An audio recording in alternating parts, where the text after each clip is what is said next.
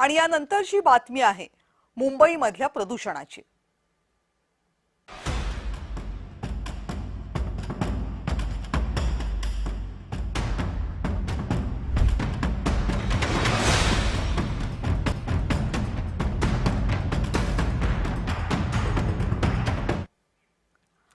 मुंबईमधली हवेची गुणवत्ता सध्या प्रचंड खालावली आणि मुंबईकरांना यामुळे गंभीर समस्यांचा सामना करावा लागतोय। वायू प्रदूषण वाढत असल्यामुळे मुंबईकरांना वाढती धूळ, बांधकामांमधून उडणारे कण आणि वाहनांचा धूर याचा थेट परिणाम होतोय नागरिकांच्या आरोग्यावर। लहान मुलांपासून ज्येष्ठांपर्यंत सगळ्यांना श्वसनाचे त्रास जाणवू लागलेत। वाढत्या वायू प्रदूषणाबाबत आता ठोस उपाययोजना, कडक अंमलबजावणी करण्याची गरज आहे।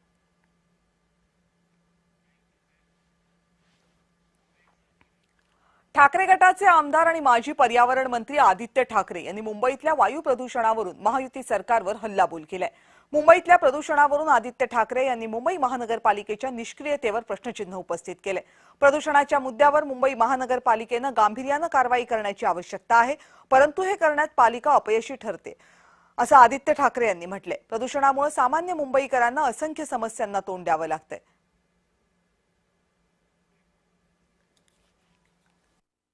जर तुम्ही खिडकीच्या बाहेर बघाल तर चारही बाजूला प्रदूषणच प्रदूषण आहे। खरं तसं पाहायला गेलं तर जिथे आपलं अधिवेशन चालू आहे मुंबईमध्ये, महाराष्ट्राची राजधानी, हे असं वातावरण असताना, प्रदूषित सगळीकडे वातावरण असताना, मी हाच प्रश्न आयुक्तांना विचारला होता की हे प्रदूषण जे आपण गेले 3-4 वर्ष पाहतोय, सरकारकडून काही उत्तर येत नाही, तुमच्याकडून काही ठोस उपाययोजना होत नाहीयेत, नेमकं ह्या शहरात गुंतवणूक येणार कशी? कोणी नवीन आपण पाहतो की जे गुंतवणूक करायचं असेल किंवा राहायला यायचं असेल किंवा स्वतःच्या नागरिकांना देखील जो त्रास होत आहे, सर्दी असेल, खोकला असेल, व्हायरल असेल, जे काही बाकीचं होत आहे, ॲलर्जीचं जे काही सर्दी खोकला होत आहे, त्याच्यातून सुटकेचा एकच विषय आहे, तो म्हणजे तुम्ही ह्या प्रदूषणावर काहीतरी ठोस पर्याय काढणं। पण कुठेही अजूनही महानगरपालिकेकडून काही उपक्रम दिसत नाहीये, काही कार्यक्रम दिसत नाहीये, जाग आलेली देखील दिसत नाहीये, हे दुर्दैव आहे। आता या वायू प्रदूषणाचे काय काय परिणाम होत आहेत आरोग्यावर बघूया। सगळ्यात महत्त्वाचा त्रास म्हणजे श्वास घ्यायला होणारा त्रास, खोकला आणि घसा खवखवणं ही सध्या मुंबईकरांमध्ये जाणवणारी, सामान्यपणे बऱ्याच मुंबईकरांना जाणवणारी समस्या आहे। त्यामुळे दमा आणि ॲलर्जीच्या लक्षणांमध्ये सुद्धा प्रचंड वाढ झाली आहे।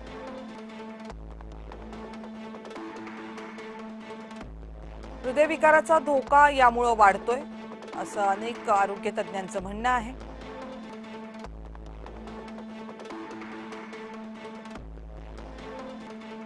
गर्भवती महिला आणि त्यांच्या पोटातील गर्भ यावरही प्रदूषणाचा मोठा परिणाम होतो, जी बाब प्रचंड गंभीर आहे। गर्भधारणेवर परिणाम होतोय, याशिवाय बाळामध्ये जन्मजात दोष होऊ शकतात।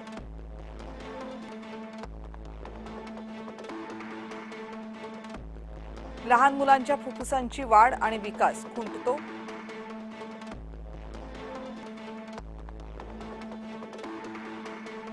यकृत आणि रोगप्रतिकारक शक्तीला नुकसान पोहोचतं।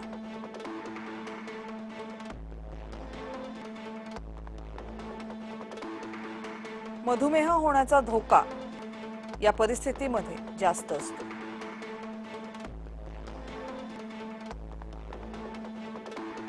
पक्षाघात, मृत्यूभ्रंश या आजारांची शक्यता वाढते।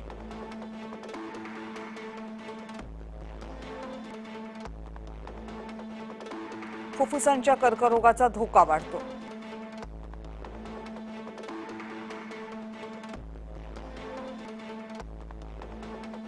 मानसिक आरोग्यावर यामुळे परिणाम होतो।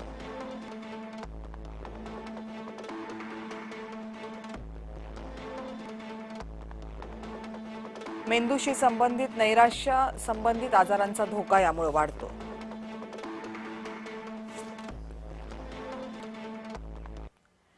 मुंबईमधल्या याच प्रदूषणाच्या मुद्द्यावरून समाजवादी पक्षाचे नेते आमदार अबू आझमी यांनीही सरकारवर निशाणा साधलाय। मुंबईत प्रदूषण वाढलंय, परिसरात धूळ आणि धुराचं साम्राज्य आहे। वारंवार प्रश्न उपस्थित करूनही प्रशासन दुर्लक्ष करत असल्याचा आरोप त्यांनी केलाय। प्रदूषण की बहुत हालत खराब है, पोल्यूशन बहुत बढ़ चुका है। सरकार ने मस्जिदों के लाउडस्पीकर को पोल्यूशन की वजह से निकाल दिया।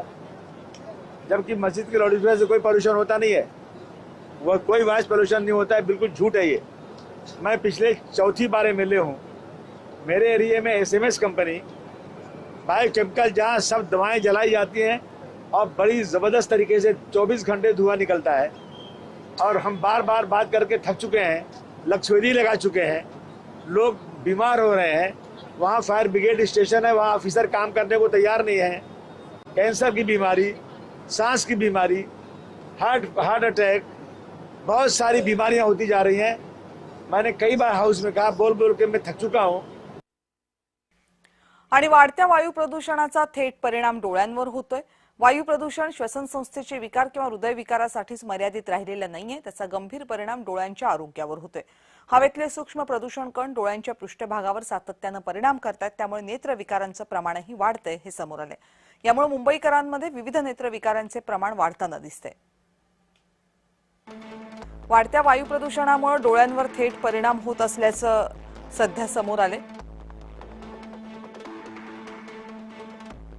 डोळ्यांमध्ये जळजळ होणं, डोळ्यांना खाज येणं,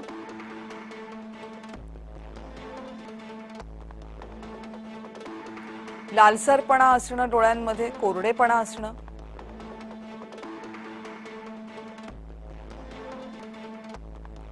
डोळ्यांमधून सातत्यानं पाणी येणं,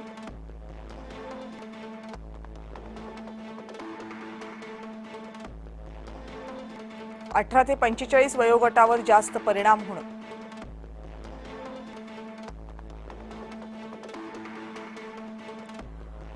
ड्राय आय सिंड्रोम, कंजक्टिव्हायटिस सारखे आजार यामुळे वाढत आहेत।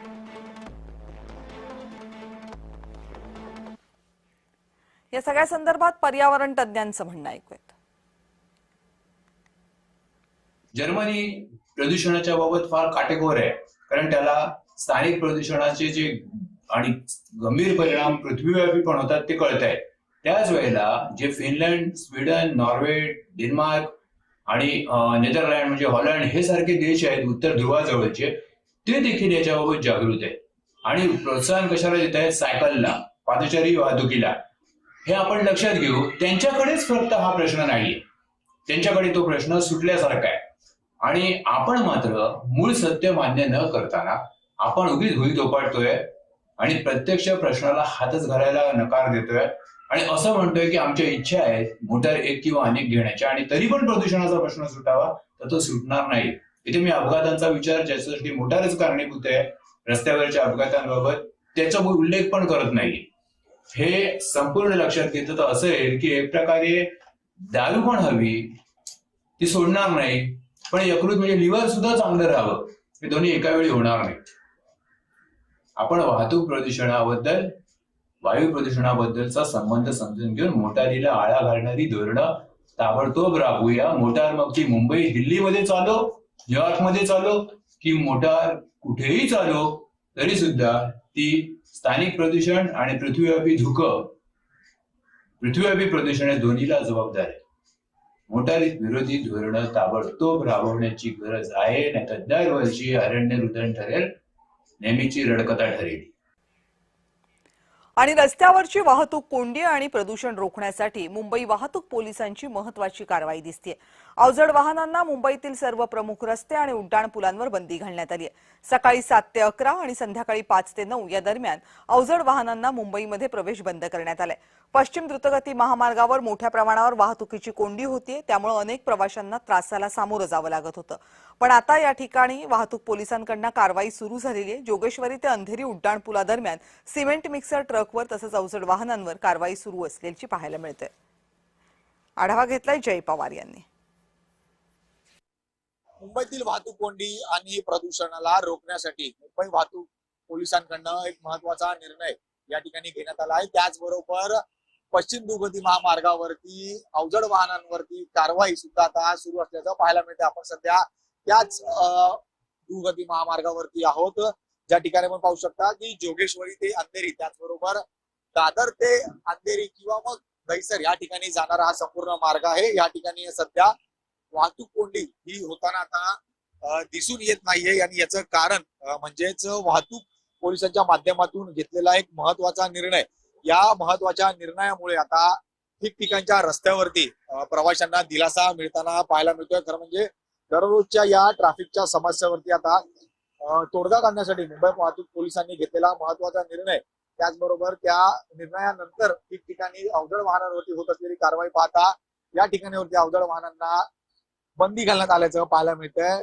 प्रामुख्याने सकाळच्या 7 ते 11 वाजेपर्यंत शहरीमध्ये ही वाहतूक अवजड वाहनांना बंदी असणार आहे, तर संध्याकाळच्या 5 ते 9 वाजेपर्यंत सुद्धा या ठिकाणी अवजड वाहनांना एक्सप्रेसवे वरती बंदी असल्याचा निर्णय या ठिकाणी वाहतूक पोलिसांनी घेतला. त्यामुळे मुंबईतील प्रमुख रस्ते, उड्डाणपूल आणि एक्सप्रेसवेवर या संपूर्ण नियम हे लागू असताना पाहायला मिळते. त्यामुळे आता प्रवाशांचा या ठिकाणी 20 ते 30 मिनिटं हा वेळ या ठिकाणी वाचण्याची शक्यता निर्माण झाली आहे. कारण म्हणजे या ठिकाणी अवजड वाहने, त्याचबरोबर ट्रॅव्हलर्स असतील किंवा मग सिमेंट मिक्सर ट्रक या सर्व मोठमोठ्या अवजड वाहनांमुळे कुठेतरी वाहतूक कोंडी ही मोठ्या प्रमाणावरती होत असताना पाहायला मिळत होती. आणि यालाच आता लक्षात घेता वाहतूक पोलिसांनी ज्या पद्धतीने कारवाई ही सुरू केली आहे, त्यामुळे अनेक ठिकाणी आता ही वाहतूक कोंडी आपल्याला सुरळीत होताना पाहायला मिळते. त्याचबरोबर या नियमांच्या आधारित रुग्णवाहिका, अग्निशमन दल, त्याचबरोबर इतर पुरवठा करणारे वाहने यांना या सर्व